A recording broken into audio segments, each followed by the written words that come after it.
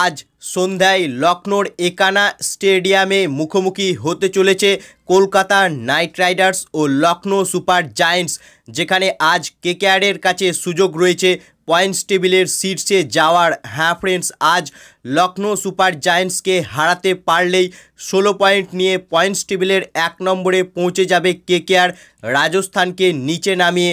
কারণ রাজস্থানের থেকে কেকেআরের নেট রান রেট অনেকটাই বেটার রয়েছে। তাই আজ লখনৌ সুপার জায়েন্টসকে হারানোর জন্য তৈরি নাইট বাহিনী।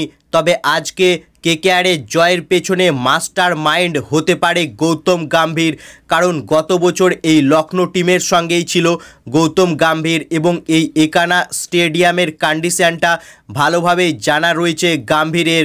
তাই তার সেই অভিজ্ঞতাকে কাজে লাগিয়ে পরিকল্পনার দ্বারা আজ নাইট রাইডার্সকে জয় এনে দিতে পারে কেকেআরের মেন্টর গৌতম গম্ভীর। তবে পয়েন্টস টেবিলের টপ 2 এর দৃষ্টিকোণ থেকে দেখতে গেলে আজকের ম্যাচটি কেকেআর টিমের জন্য বেশ ইম্পর্টেন্ট। আজ লখনৌর বিরুদ্ধে কেকেআরকে জিততেই হবে পয়েন্টস টেবিলের শীর্ষে যেতে হলে।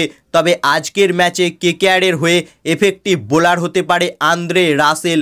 হ্যাঁ ফ্রেন্ডস, যেহেতু একানার গ্রাউন্ডটা অনেক বড় এবং রাসেল কিন্তু এবছর বল হাতে ভালো ফর্মে রয়েছে এবং আন্দ্রে রাসেলের দুটো এফেক্টিভ বল হচ্ছে তার স্লোয়ার এবং বাউন্সার। তাই আজ লখনৌ সুপার জায়েন্টস টিমের বিরুদ্ধে একানা স্টেডিয়ামে কিন্তু কেকেআরের হয়ে এফেক্টিভ বোলার হতে পারে আন্দ্রে রাসেল। এছাড়াও এই একানার পিচ থেকে সুবিধা পাবে কেকেআরের ফাস্ট বোলার মিচেল স্টার্ক ও হর্ষিত রানারাও।